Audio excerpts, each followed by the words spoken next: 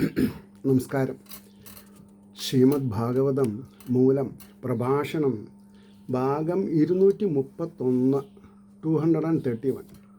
ഓം gum ഗണപതയേ നമഃ. ഓം some സരസ്വതേ സ്വാഹ. ഓം ശ്രീ ഗുരുഭ്യോ നമഃ. ഓം ശ്രീ രംഗനാഥ ശർമ്മണേ നമഃ. നാരായണ നാരായണ നാരായണ നാരായണ നാരായണ നാരായണ നാരായണ നാരായണ നാരായണ നാരായണ നാരായണ. ഓം ശ്രീകൃഷ്ണാർപ്പണമസ്തു. ഓം ശ്രീകൃഷ്ണായ പരബ്രഹ്മണേ നമഃ. ഓം ശ്രീകൃഷ്ണായ പരമാത്മനേ നമഃ. ഹരേ രാമ രാമ രാമ ഹരേ ഹരേ, ഹരേ കൃഷ്ണ കൃഷ്ണ കൃഷ്ണ ഹരേ ഹരേ. ഓം ശ്രീ രുക്മിണി സത്യഭാമ സമേത ശ്രീ ഗോപാലകൃഷ്ണ സ്വാമിനേ നമഃ.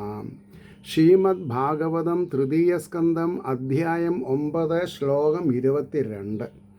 അതാണെന്ന് പറയേണ്ടത്. സ അയം സമസ്ത ജഗതാം സുഹൃദേക ആത്മാ സത്വേന യന്മൃഡയതേ ഭഗവാൻ ഭഗേനാം തേനൈവ മേ ദൃശമനുസ്പൃശദാധ്യതാഹം സ്രക്ഷ്യാമി പൂർവവദിതം പ്രണതപ്രിയോസോ. ഇതാണ് ശ്ലോകം. ഇതിന് വാക്കാർത്ഥം പറയുമ്പോൾ സകല ലോകങ്ങളുടെ ഹിതകാരിയും ആത്മാവും ഏകനുമായിരിക്കുന്ന ഈ ഭഗവാൻ സത്വഗുണമാകുന്ന ഐശ്വര്യത്താൽ, സത്വഗുണമാണ് ഐശ്വര്യം, രജോ ഗുണം തമോ ഗുണമല്ല, സത്വഗുണമാകുന്ന ഐശ്വര്യത്താൽ യാതൊന്നിനെ സുഖിപ്പിക്കുന്നുവോ അതിനാൽ തന്നെ എൻ്റെ പ്രജ്ഞയെ, എൻ്റെ ബോധത്തെ, അറിവിനെ അനുസ്പർശിക്കണം, തൊട്ടുണർത്തണം. ഏതുവിധമായാൽ ഞാൻ ഇതിനെ മുമ്പത്തെ പോലെ സൃഷ്ടിക്കുമോ? ബ്രഹ്മാവ് പറയാണ്, പൂർവ്വകൽപ്പത്തിൽ ഞാൻ എങ്ങനെ, ഈ പ്രളയത്തിന് മുമ്പ് ഞാൻ എങ്ങനെ സൃഷ്ടിച്ചു. ഇവൻ നമസ്കരിക്കുന്നവരിൽ പ്രിയത്തോടു കൂടിയവനാകുന്നു. അങ്ങേ ഒരുപാട് ആൾക്കാർ നമസ്കരിക്കുന്നുണ്ട്, പക്ഷേ അതിൽ പ്രിയമുള്ളവനാണ് ഞാൻ എന്ന് അദ്ദേഹം പറഞ്ഞു. അതിൻ്റെ ഒരു ഭാവാർത്ഥം അല്ലേ? അഭീഷ്ടപദാർത്ഥങ്ങളെ നൽകണമെന്ന് ബ്രഹ്മദേവൻ പ്രാർത്ഥിക്കണം. സകല ലോകങ്ങളുടെ ഹിതകർത്താവും ആത്മാവും ഏകനുമായ ഭഗവാൻ യാതൊരു ജ്ഞാനത്താൽ ലോകങ്ങളെ ആനന്ദിപ്പിക്കുന്നുവോ ആ ജ്ഞാനമാകുന്ന ഐശ്വര്യം എനിക്ക് ഉണ്ടാവാൻ അനുഗ്രഹിക്കണം. എന്താ അനുഗ്രഹിക്കേണ്ടത്? അറിവുണ്ടാവാനാണ് ഭഗവാനെ പ്രാർത്ഥിക്കേണ്ടത്. ഇത് 99.99 ആൾക്കാരും ചെയ്യണില്ല. കാശ് വേണം, വീട് വേണം, ഭാര്യ വേണം, ഭർത്താവ് വേണം, കുട്ടി വേണം, വണ്ടി വേണം. അതല്ല, അറിവുണ്ടാവാൻ ബ്രഹ്മാവിനെ പോലെ നമ്മൾ പ്രാർത്ഥിക്കണം. എന്നാൽ രജോ ഗുണവും തമോ ഗുണത്തിനെയും മാറ്റി സാത്വിക ഗുണനിധിയായിരിക്കുന്ന ഭഗവാൻ സാത്വിക ഗുണം വർദ്ധിപ്പിക്കാനുള്ള ഏർപ്പാട് ചെയ്യും. അതുകൊണ്ട് നമ്മുടെ എല്ലാ കാര്യങ്ങളും നടക്കും. അതുകൊണ്ടാണ് എന്നാൽ മാത്രമേ ഈ ലോകത്തെ മുമ്പത്തെ പോലെ സൃഷ്ടിപ്പാൻ ഞാൻ സമർത്ഥനായി വരികയുള്ളൂ. സർവസമനാണ് ഭവാൻ എന്നിരിക്കലും. ഭഗവാൻ സർവസമനാണ്, ഉള്ളവനിലും ഇല്ലാത്തവനിലും ഒരേമാതിരിയാണ്. എന്നാലോ നമസ്കരിക്കുന്നവരിൽ വാത്സല്യമുള്ളവനാകുന്നല്ലോ. അപ്പോൾ ഇതുവരെ നമസ്കരിക്കാൻ പഠിക്കാത്ത ആൾക്കാർ നമസ്കരിക്കുക. വളക്കുമ്പിൽ അവരവരുടെ പൂജാമുറിയിൽ വിഗ്രഹത്തിൻ്റെ താഴെ നിലത്ത് ഐശ്വര്യമായിട്ടൊന്ന് തുടയ്ക്കുക. എന്നിട്ട് സ്ത്രീകളാണെങ്കിൽ മുട്ട് കുത്തി നമസ്കരിക്കുക. പുരുഷന്മാർ ശരിക്കും നമസ്കരിക്കുക. കുറച്ച് ബുദ്ധിമുട്ടുണ്ടാവും. ഇപ്പോൾ ആരും നമസ്കരിക്കാറില്ല. അതൊക്കെ മാറും. വേണമെന്ന് വെച്ചാൽ ചക്ക വേരിലും കാക്കും പറഞ്ഞ മാതിരിയാണ്. അപ്പോൾ മുട്ടുവേദനയും മാറി കിട്ടും. ഞാനാകട്ടെ ഭഗവാനെ സർവാത്മന ശരണം പ്രാപിച്ചവനാകുന്നു.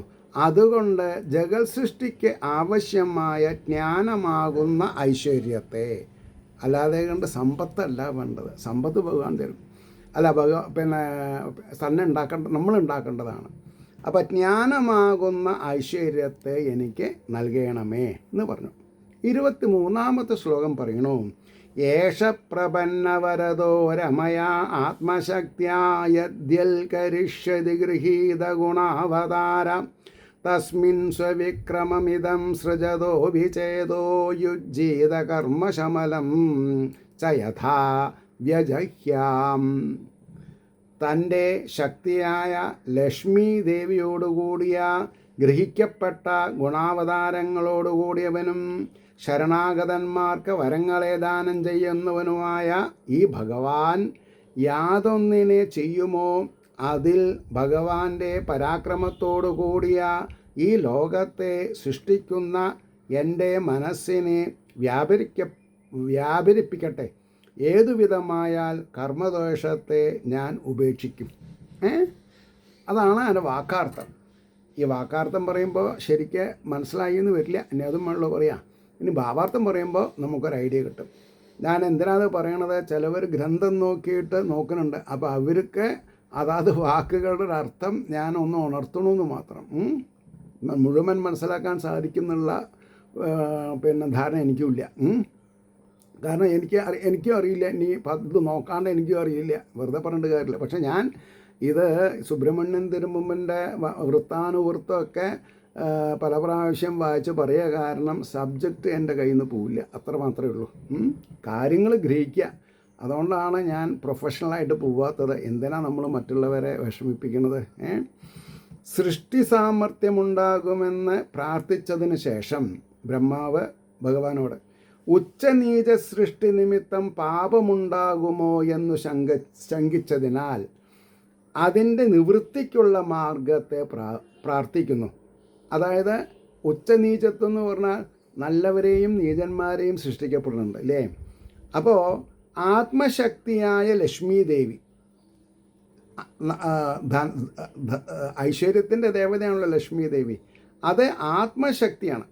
ഇതോടുകൂടെ സർവജ്ഞത്വാദി ഗുണങ്ങളെ വിടാതെ ഏതേത് അവതാരങ്ങളെ, ദേവൻ, മനുഷ്യൻ, പക്ഷി, മൃഗം എന്നീ രൂപഭേദങ്ങളെ ഭഗവാൻ അംഗീകരിക്കുമോ ആ രൂപങ്ങളിലെല്ലാം ഭഗവാന്റെ പരാക്രമം തന്നെ പ്രകാശിപ്പിച്ചു കൊണ്ടിരിക്കുമോ? ആ വക രൂപങ്ങളെ ഉയർന്നും താണുമിരിക്കുന്ന ജീവരാശികളെ സൃഷ്ടിക്കുന്ന എൻ്റെ മനസ്സിൽ കർമ്മജന്യമായ ദോഷം വ്യാപിക്കാതിരിക്കാൻ തക്ക വിധത്തിൽ എൻ്റെ മനസ്സിനെ ആ വിധം സൃഷ്ടികർമ്മത്തിൽ ഭഗവാൻ തന്നെ യോജിപ്പിക്കട്ടെ. ഭഗവാന്റെ പ്രേരണയാണ് എൻ്റെ കർമ്മത്തിൻ്റെ കാരണമെന്നുള്ള തത്വബോധം നിമിത്തം എല്ലാവരുടെയും കള്ളനാവണതും കൊള്ളക്കാരനാവണതും നല്ലവനും ആവണതൊക്കെ ഭഗവാന്റെ പ്രേരണ എന്ന് പറഞ്ഞാൽ നമ്മൾക്ക് പൂർവകർമ്മ ജന്മ ഫലം അറിയില്ല, ഭഗവാൻ അറിയാം. അതാണ് ഭഗവാൻ നമ്മുടെ തലയിൽ എഴുതണത് പ്രമശയിലേ. അപ്പോൾ ജന്മാന്തര പാപപുണ്യങ്ങളുടെ ഫലം അനുഭവിപ്പിക്കലാണ് ഭഗവാന്റെ ജോലി. അപ്പം നിമിത്തമുള്ള പുണ്യപാപങ്ങൾ ബാധിക്കാതിരിക്കട്ടെ എന്ന് സാരം. കർമ്മങ്ങൾ ചെയ്യുന്നത് ഭഗവത് പ്രേരിതനായിട്ടാണെന്നുള്ള ബോധമുണ്ടാകണം. കർമ്മങ്ങൾ ചെയ്യുന്നത് ഭഗവത് പ്രേരിതനായിട്ടെന്നുള്ള ബോധം ഉണ്ടാകണം. അപ്പോൾ വെറുതെ അച്ഛനമ്മയും കുട്ടീനെ ചീത്ത വിളിച്ചിട്ടോ തല്ലിയിട്ടോ ഗെറ്റ് ഔട്ട് അടിച്ചിട്ടോ യാതൊരു കാര്യമില്ല. ആ കർമ്മങ്ങളെ ഭഗവാന്റെ പ്രസാദത്തിനായി കൊണ്ട് സമർപ്പിക്കുകയും വേണം. എന്നാൽ പുണ്യപാപബാധയില്ലാതെ ആകുമെന്നാണ് ഇതിൽ നിന്ന് ധരിക്കേണ്ടത് എന്ന് പറഞ്ഞു. ഇനി ശ്ലോകം 24. നാഭിഹൃദാദിഹസോ അംഭസി യസ്യ പുംസോ വിജ്ഞാനശക്തിരഹമാസമനന്തശക്തേ രൂപം വിചിത്രമിതമസ്യ വിവൃണ്ണതോ മേ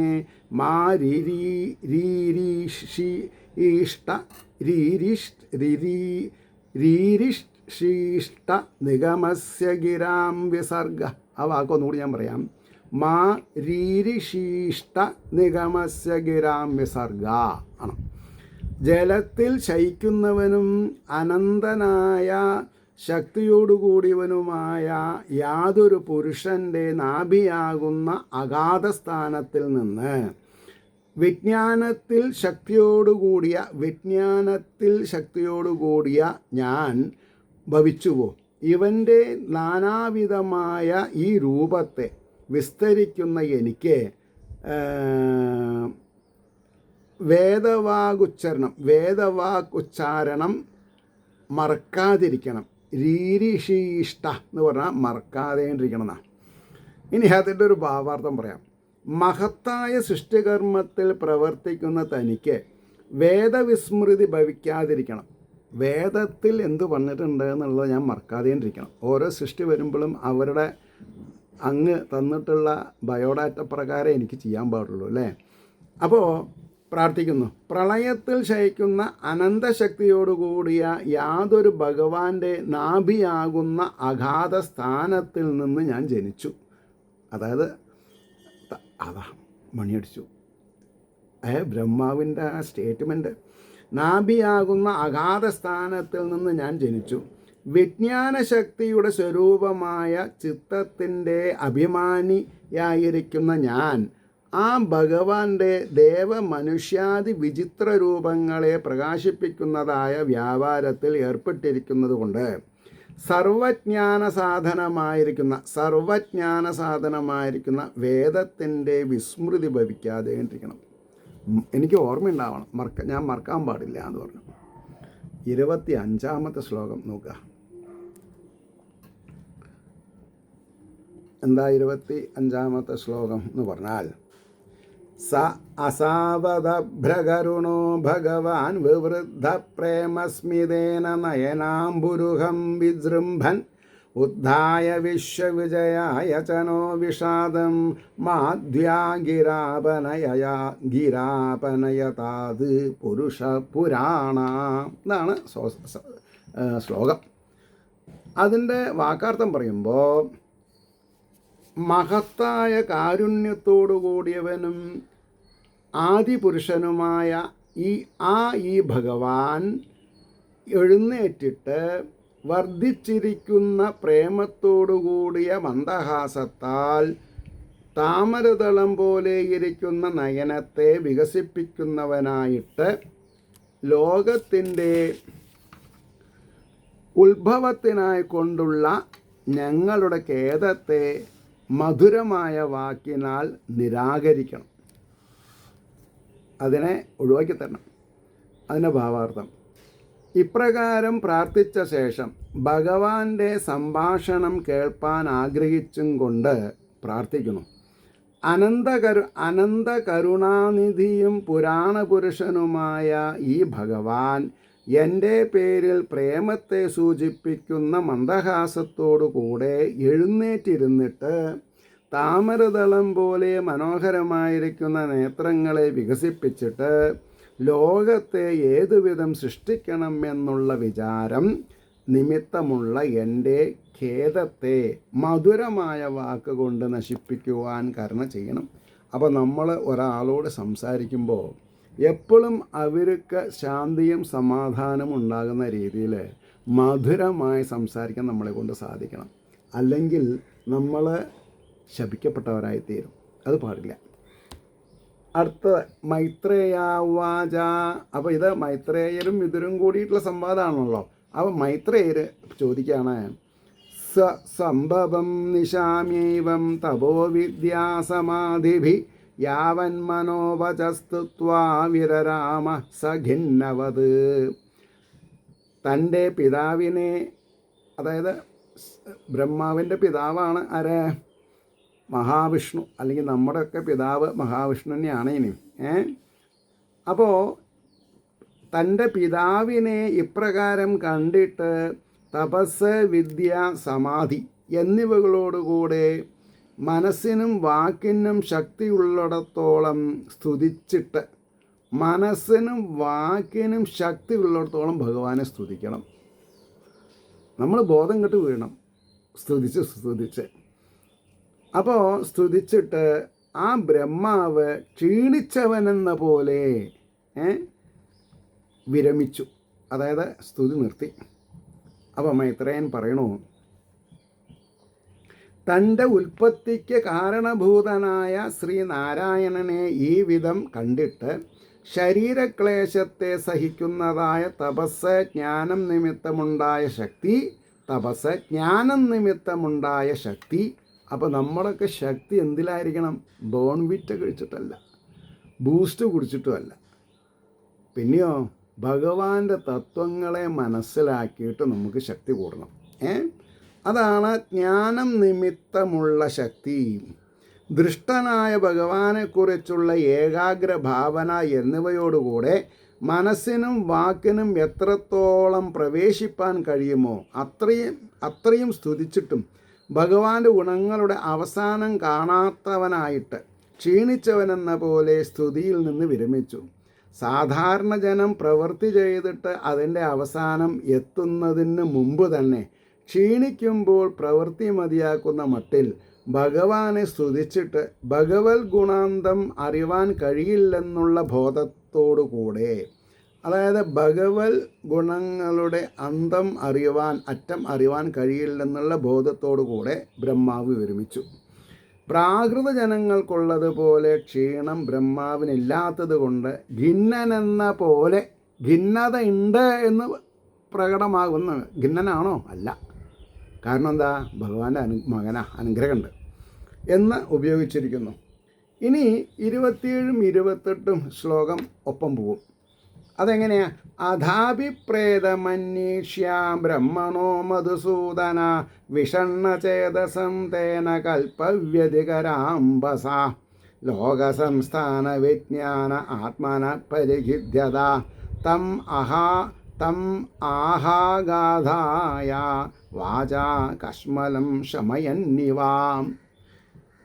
അനന്തരം ശ്രീനാരായണൻ ബ്രഹ്മാവിൻ്റെ അഭിപ്രായത്തെ അറിഞ്ഞിട്ട്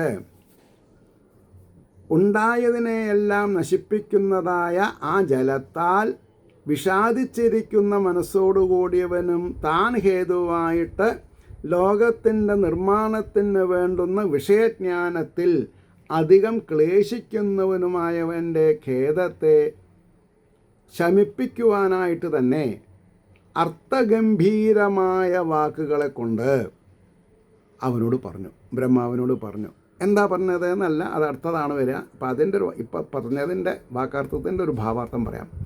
ബ്രഹ്മദേവൻ സ്തുതിയിൽ നിന്ന് വിരമിച്ച ശേഷം ശ്രീ ഭഗവാൻ ബ്രഹ്മാവിൻ്റെ അഭിപ്രായമറിഞ്ഞ് കൽപ്പാവസാനത്തിലുള്ള ജലത്തിൽ കിടന്ന് ക്ലേശിച്ചിട്ടുള്ളതിനു പുറമെ തൻ്റെ പ്രേരണ നിമിത്തം ലോകനിർമ്മാണത്തിൽ ആഗ്രഹം ജനിച്ചിരിക്കുന്നുവെങ്കിലും അതിനെ നിർവഹിക്കേണ്ട വഴി അറിയാത്തതുകൊണ്ട് നന്നേ പരിതപിച്ചിരിക്കുന്നുവെന്നറിഞ്ഞതിനാൽ ബ്രഹ്മാവിൻ്റെ ആ വിഷാദത്തെ മുഴുവനും തീർക്കണമെന്നുള്ള കരുണയോടുകൂടെ അർത്ഥഗംഭീരമായ വാക്യത്താൽ ബ്രഹ്മാവിനോട് ഇങ്ങനെ പറഞ്ഞു. ശ്രീ ഭഗവാനുവാച. നിങ്ങൾക്ക് താല്പര്യം ഉണ്ടെങ്കിൽ ഒരു കാര്യം ചെയ്യാം. ഈ പുസ്തകം ഉണ്ടെങ്കിൽ എവിടൊക്കെ ഭഗവാനുവാച അത് മാത്രം ആദ്യം ഒന്ന് ആഖ്യാനം പഠിച്ചു പോകും. അതൊക്കെ ഒരു വേ ഓഫ് ലേണിങ്ങാണ്. പറഞ്ഞേ ഭഗവാനുവാച. അത് കഴിഞ്ഞിട്ട് മറ്റുള്ളവർക്ക് വായിക്കാണ്ടിരിക്കാൻ പാടില്ല. അപ്പോൾ 29ാമത്തെ ശ്ലോകം എന്താ പറയണത്? മാ വേദഗർഭ ഗ അസ്തൈന്ദ്രിയം സർഗ ഉദ്യമം ആവഹ തന്മയാ ആപാദിതം ഹ്യഗ്രേ യന്മാം പ്രാർത്ഥയതേ ഭവാൻ. അതായത് മയാ അഗ്രേ എന്നൊക്കെയാണ് അത് ഒരു വാക്കുകൾ. മയാ അഗ്രേ. അപ്പോൾ വേദം അർത്ഥഭാഗത്തിലുള്ളവനെ ആരേനെ പറഞ്ഞത്? ഭഗവാൻ ബ്രഹ്മാവിനെ പറയാം. വേദം അന്തർഭാഗത്തിലുള്ളവനെ. അന്തർഭാഗത്തുള്ളതാണ് സ്മരിക്കാൻ എളുപ്പം, പുറമേ ഉള്ളതല്ല. ഉള്ളിൽ നിന്ന് പ്രേരണ കിട്ടിയാൽ പിന്നെന്താ? അപ്പോൾ ആലസ്യത്തെ പ്രാപിക്കരുത്. ഈ ഒരു വാക്ക് ഇത് നമ്മൾക്കൊക്കെ ഉള്ള ഒരു ഉപദേശ. ആലസ്യത്തെ പ്രാപിക്കരുത്. സൃഷ്ടിയിൽ പരിശ്രമത്തെ ചെയ്താലും അങ്ങ് എന്നോട് യാതൊന്നിനെ പ്രാർത്ഥിക്കുന്നുവോ എന്നാൽ മുമ്പ് തന്നെ സമ്പാദിക്കപ്പെട്ടിരിക്കുന്നു. അങ്ങക്ക് ഞാൻ ഈ കഴിവ് തന്നിട്ടുണ്ട്, അതൊന്ന് ഇഗ്നേറ്റ് ചെയ്താൽ മതി. അപ്പോൾ ശ്രീ ഭഗവാൻ അരുളി ചെയ്തു എന്നായി. എന്താ അരുളി ചെയ്തത്? ഹേ ബ്രഹ്മദേവ, അങ്ങയുടെ അന്തർഭാഗത്തിൽ തന്നെ സർവജ്ഞാന സമുദായ സ്വരൂപമായ വേദം ലയിച്ചിരിക്കുന്നുണ്ട്, നമ്മുടെ ഉള്ളിലുണ്ട്. അതറിയാൻ നമ്മളൊന്ന് ശ്രമിച്ചാൽ മതി. ഇപ്പോൾ ഞാൻ സംസ്കൃതം പഠിച്ചിട്ടില്ല, എനിക്ക് മലയാളം അറിയില്ല. പക്ഷേ ഇതിങ്ങനെ വായിക്കാൻ തോന്നിയാൽ ഭഗവാൻ ഉള്ളിലിരുന്നിട്ട് ഇങ്ങനെ തോന്നിപ്പിക്കും. മനസ്സിലായില്ലേ? അപ്പോൾ വേദം ലയിച്ചിരിപ്പുണ്ട്. ആലസ്യം ഉണ്ടാകണ്ട. ലോക സൃഷ്ടി ചെയ്യുവാനായി പരിശ്രമിച്ചു കൊടുക്കുക. എന്നോട് യാതൊന്നിനെക്കുറിച്ചുള്ള ജ്ഞാനത്തെ പ്രാർത്ഥിക്കുന്നുവോ ആ ജ്ഞാനം ഇതിനു മുമ്പ് തന്നെ ഞാൻ അങ്ങയുടെ ഹൃദയത്തിൽ സമർപ്പിച്ചിരിക്കുന്നു. ഞാനത് വേണ്ട പോലെ ഓർമ്മപ്പെടുത്തി തരാം. ഇതിനൊരു ഉദാഹരണം പറയാം. 50 കൊല്ലം കഴിഞ്ഞിട്ട് ഞാൻ ചിലവരെ കാണുന്നുണ്ട്, എൻ്റെ ഒപ്പം പഠിച്ചവരെ. അവരെന്നെ ഓർമ്മ വരും. പേര് പറയാൻ പറ്റില്ല, ഇന്ന സ്ഥലത്തുള്ള ആളല്ലേ, ഇതൊക്കെ നമുക്കറിയാം. പറഞ്ഞോ ശയോ. അപ്പോൾ ശ്ലോകം 30. ഭൂയസ്ത്വം തപ ആദിഷ്ടവിദ്യാം ചൈവ മദാശ്രയാം താഭ്യാം അന്തർഹൃതി ബ്രഹ്മൻ ലോകാൻ ദ്രക്ഷസ്യ പാവൃതാൻ. ഹേ ബ്രഹ്മാവേ, അങ്ങ് തപസ്സിനെയും എന്നെ ആശ്രയിച്ചിരിക്കുന്ന വിദ്യയെയും, അതാണ് പരാവിദ്യ, വീണ്ടും അനുഷ്ഠിച്ചാലും അത് രണ്ടുകൊണ്ടും ഹൃദയത്തിനുള്ളിൽ മറവില്ലാതെ കിടക്കുന്ന ലോകങ്ങളെ കാണും. അങ്ങക്ക് ഉള്ളിലേക്ക് എന്നാണ് നോക്കിയാൽ മതി എന്നാ അതിൻ്റെ ഭാവാർത്ഥം. എന്നാൽ നിക്ഷേപിക്കപ്പെട്ടിരിക്കുന്ന അന്തർഭാഗത്തുള്ള ജ്ഞാനം ഡിപ്പോസിറ്റ് ചെയ്തിട്ടുണ്ട്.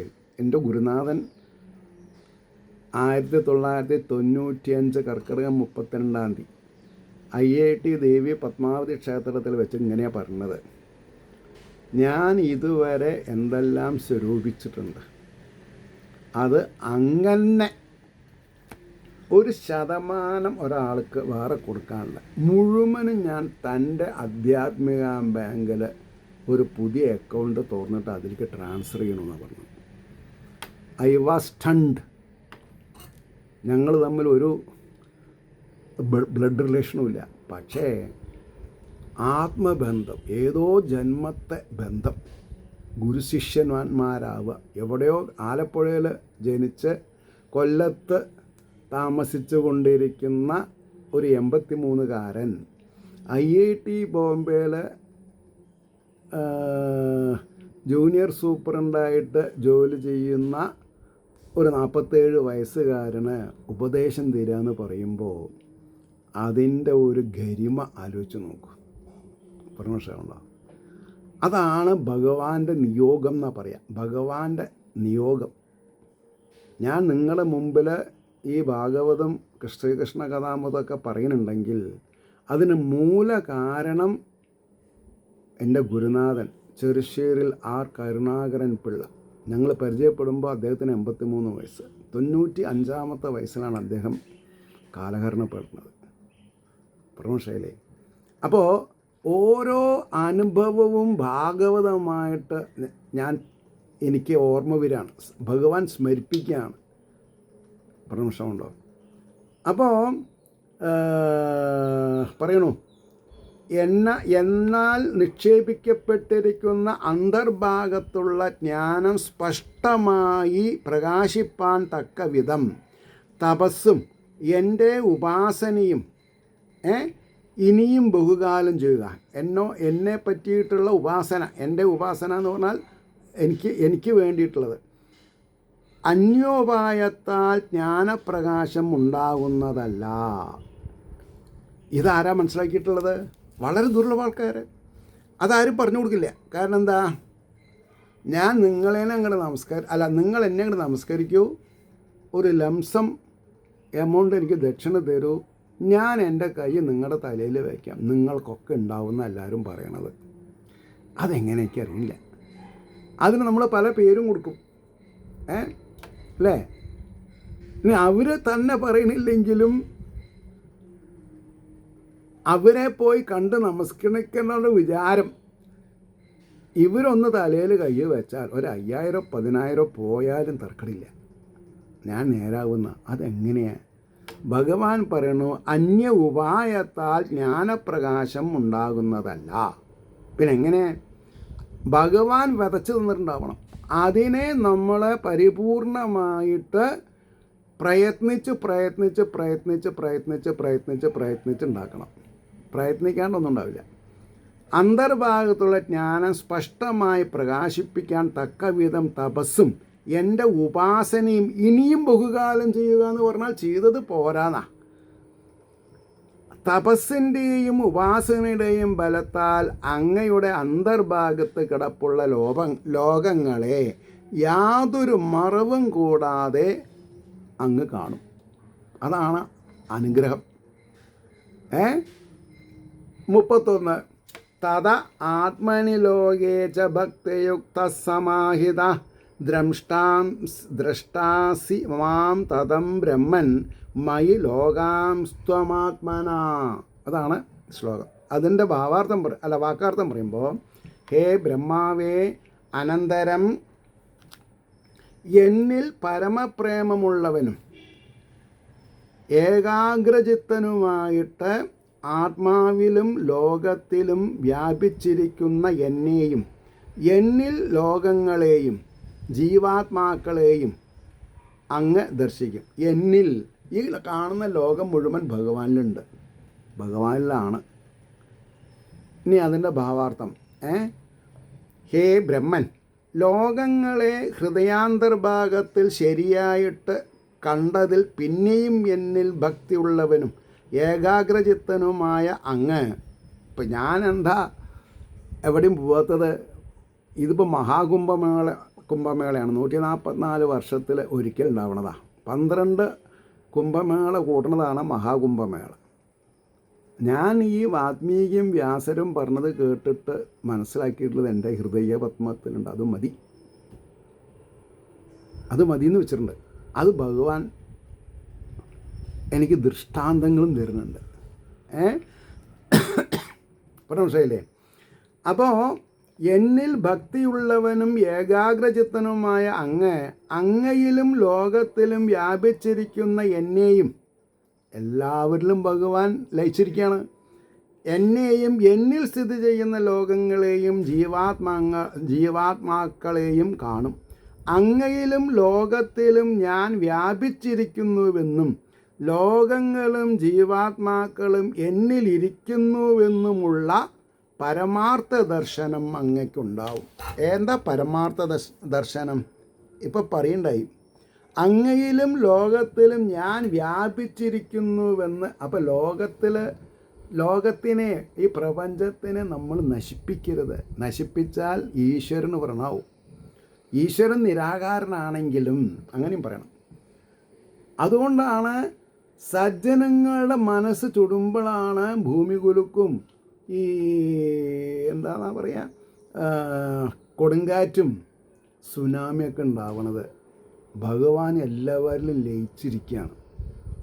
ഇതൊക്കെ മനസ്സിലാക്കുമ്പോഴാണ് എന്തെന്നില്ലാത്ത ഒരു ശക്തി നമുക്ക് തോന്നും. മനസ്സിലായില്ലേ? 32ാമത്തെ ശ്ലോകത്തോട് കൂടിയിട്ട് നമ്മൾക്ക് അവസാനിപ്പിക്കാം. യഥാതു 32 ശ്ലോകം 32 യഥാതു സർവഭൂതേഷു ദാരുഷ്യഗ്നിം വ്യവസ്ഥിതം.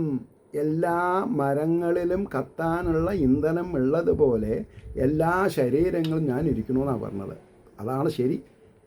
അത് ഞാൻ സംസ്കൃതം പഠിച്ചിട്ടല്ല, ഭഗവാൻ തോന്നിപ്പിക്കുക. പ്രവിചക്ഷീതമാം ലോകോ ജഹ്യാത്തർഹ്യേവ കശ്മലം. അതായത് കാഷ്ടങ്ങളിൽ വിറകിൽ തീയെന്ന പോലെ സകല ഭൂതങ്ങളിലും ഇരിക്കുന്ന എന്നെ എപ്പോൾ ജനം ശരിയായിട്ട് കാണുമോ അപ്പോൾ തന്നെ പാപത്തെ ഉപേക്ഷിക്കും. എന്താ ഇപ്പോൾ പറഞ്ഞതിൻ്റെ എന്താ പറയുക, ഗരിമ. സർവജീവ ഗുഹാശയ, അതേമാതിരി കൂടസ്ഥ, അതെ കൂടസ്ഥ എന്നൊക്കെ അറിഞ്ഞു കഴിഞ്ഞാൽ നമ്മുടെ പാപങ്ങൾ നശിച്ചു. അങ്ങനെ സ്നേഹിക്കാൻ തുടങ്ങി എല്ലാവരെയും. അപ്പോൾ പാപത്തെ ഉപേക്ഷിക്കുന്നു പറഞ്ഞു. കർമ്മജന്യങ്ങളായ പാപപുണ്യങ്ങൾ എന്നെ ബാധിക്കാതിരിക്കണമെന്നുള്ള പ്രാർത്ഥനയ്ക്ക് ഭഗവാന്റെ മറുപടി, എല്ലാ ഭൂതങ്ങളിലും വസിക്കുന്ന എന്നാൽ പ്രേരിപ്പിക്കപ്പെട്ടവരായതുകൊണ്ട് എല്ലാവരും കർമ്മം ചെയ്യുന്നത് എന്നുള്ള പരമാർത്ഥം ലോകത്തിലുള്ളവർക്ക് എപ്പോൾ ഉണ്ടാകുന്നുവോ അപ്പോൾ പുണ്യപാപകർമ്മത്തിൽ നിന്ന് അവർ മുക്തരാകുന്നു. സർവവ്യാപിയായ എന്നെ അറിയുന്നത് കൊണ്ട് തന്നെ അങ്ങയ്ക്ക് കർമ്മബന്ധം ഇല്ലാതെയാകുമെന്ന് ഉപദേശസാരം. ഞാൻ മറ്റുള്ളവരെ സഹായിക്കുക, അറിവ് പകർന്നിട്ട് ഈ ഗ്രന്ഥത്തിൻ്റെ മാധ്യമത്തിൽ കൂടി അതിലാരാ സന്തോഷിക്കണത്? എത്ര ആൾ കേൾക്കണോ അത്ര ആൾക്കാരുടെ ഉള്ളിലുള്ള ചൈതന്യം ബ്ലെസ് ചെയ്യാണ്. ആരേനെ? പട്ടാമ്പിനെ. പട്ടാമ്പിക്കിന് എന്താ വേണ്ടത്? എൻ്റെ ഗുരുനാഥൻ തുടങ്ങി വെച്ചിട്ടുള്ള ആ അക്കൗണ്ടിൽ ഈ കേൾക്കുന്ന നിങ്ങളാൽ പലരും അനുഭവിക്കുന്ന സന്തോഷത്തിൻ്റെ ഒരു ഭാഗം എൻ്റെ അക്കൗണ്ടിൽ ഇങ്ങനെ വന്ന് വീഴും. അതാണ്. അപ്പോൾ സർവവ്യാപിയായ എന്നെ അറിയുന്നത് കൊണ്ട് തന്നെ അങ്ങയ്ക്ക് കർമ്മബന്ധം ഇല്ലാതെയാകുമെന്ന് ഉപദേശസാരം. എങ്ങും വസിക്കുന്നുവെങ്കിലും എന്തുകൊണ്ട് എല്ലാവരും അറിയുന്നില്ല എന്ന ശങ്കയ്ക്ക് സമാധാനം. അതായത് കാഷ്ടങ്ങളിലെല്ലാം അഗ്നി ഇരിപ്പുണ്ട്, അതായത് വിറകിൽ. എങ്കിലും മഥനാദികളായ ഉപായങ്ങൾ കൊണ്ടല്ലാതെ അഗ്നിസ്ഫുരണം ഉണ്ടാകുകയില്ല. അതായത് മഥനാദികൾ എന്ന് പറഞ്ഞാൽ അരണി കടഞ്ഞാലല്ലേ തീ ഉണ്ടാവുള്ളൂ, അല്ലെങ്കിൽ എങ്ങനെ തീ ഉണ്ടാവുന്നത്? കർഷണം വേണം. അതുപോലെ അന്തർഭാഗത്തിൽ വസിക്കുന്ന ഭഗവാനെയും അറിയണമെങ്കിൽ തപസ്, ഭക്തി മുതലായ ഉപായങ്ങളെ അംഗീകരിക്കണം. അല്ലാത്തവർക്ക് അറിവാൻ സാധ്യമല്ല. സർവത്ര ഗോവിന്ദനാമ സങ്കീർത്തനം. ഗോവിന്ദ ഗോവിന്ദ. എല്ലാവർക്കും ശ്രീഹരിയുടെ അനുഗ്രഹാശിസുകൾ നിർലോഭം ഉണ്ടാവട്ടെ എന്നും ലോകാസമസ്ത സുഖിനോ ഭവന്തു ആയിരിക്കട്ടെ നമ്മുടെ പ്രാർത്ഥന എന്നും സ്മരിച്ചുകൊണ്ട് വാക്കുകൾ ഉപസംഹരിക്കുന്നു. നാളെ കാണാം.